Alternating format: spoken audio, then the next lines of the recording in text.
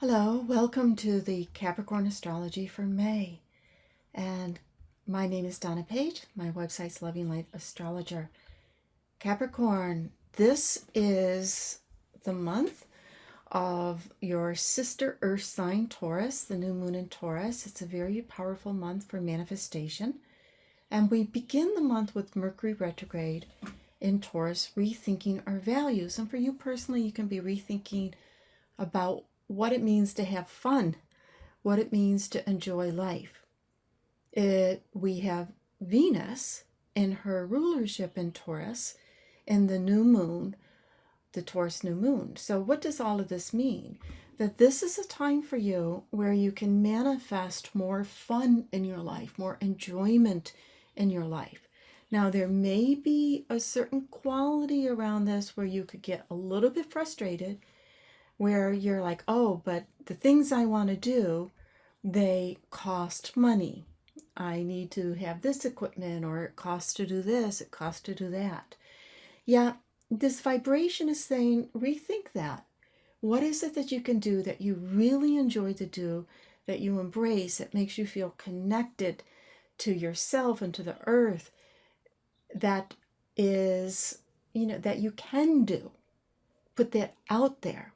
Also, because this is such a powerful prosperity, abundance vibration, that law of attraction, create a visualization, just put it out there in the world what you want. And you may start to feel that it really starts to come into place for you, that you can manifest this. Now, this will be especially true for you. I mean, all of Capricorn is strong. But if you were born around the 8th of January, give or take a day or two, you could feel this even, the 7th, 8th, you could feel this even more. That I'm ready. I'm ready for a change. I'm ready for something different. We have Jupiter going direct in your other sister Earth sign in Virgo. And the opportunity here, Jupiter's around opportunity, is travel. Where would you like to travel to? There might be travel that could be connected to work or to learning something that you can use later on that has to do with work or your career. And also, some of this is expanding your vision of the world, your vision, your beliefs, getting in touch with a belief that really works for you, affirmations that are really powerful for you. There's a palpable shift in the energy on May 20th as the sun goes into Gemini. Then the next day, we have the Sagittarius full moon on May 21st. This is a very sparky, intense full moon, as it's connected to Mars, which is an aggressive planet, an anxious planet. Get going, get going, get going. But where this is highlighted in your chart in your life is understanding that which you can't always see. And so there's this urge, whisper from the universe, that's how I think of it, to understand, to know yourself in a deeper way of what makes you tick, why you are the way you are, why you do what you do, even though you may realize at times it's not in your best interest. We all have some of that in our life, right? So this time frame is pointing that out, where you could want something, and this is especially true throughout the rest of the month. The May 24th, we have Venus going into Gemini. I'm skipping a day here because it's this full moon is connected with Venus going into Gemini and what I'm talking about for you.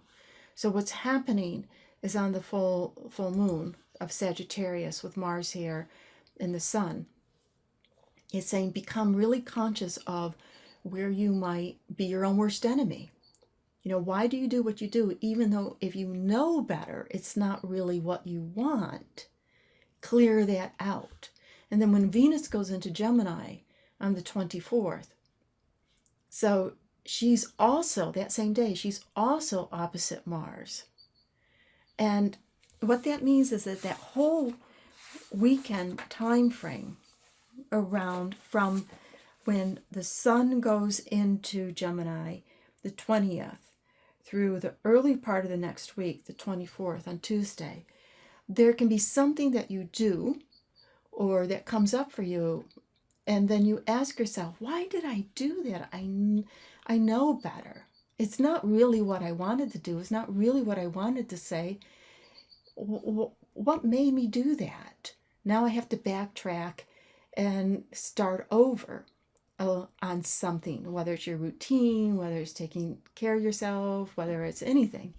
And this Mars-Venus opposition that's happening on the 24th, yes, it is argumentative in relationships, but for you personally, it's around that. It's an internal thing.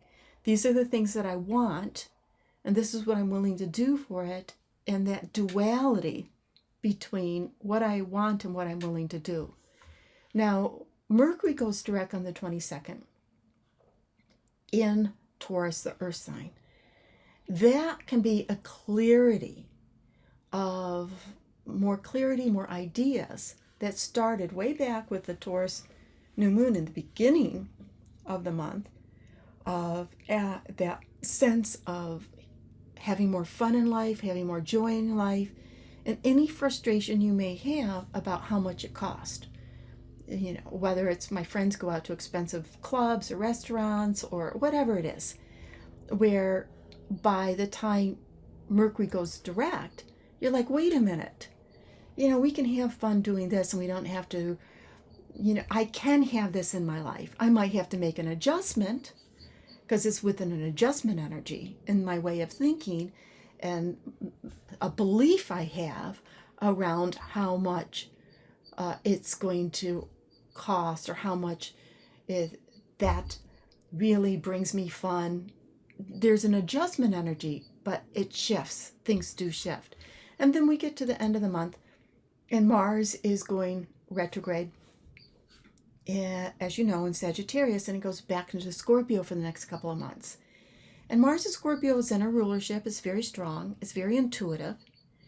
And it will be in a sector of your chart that says put some energy into friendships, but be intuitive around who really are your friends, who you feel really connected with, and where there is mutual support of give and take in the groups that you're connected with and the friends that you're connected with. Thanks for listening, and if you appreciate my work, thank you for being a subscriber. Please subscribe or share. Thanks.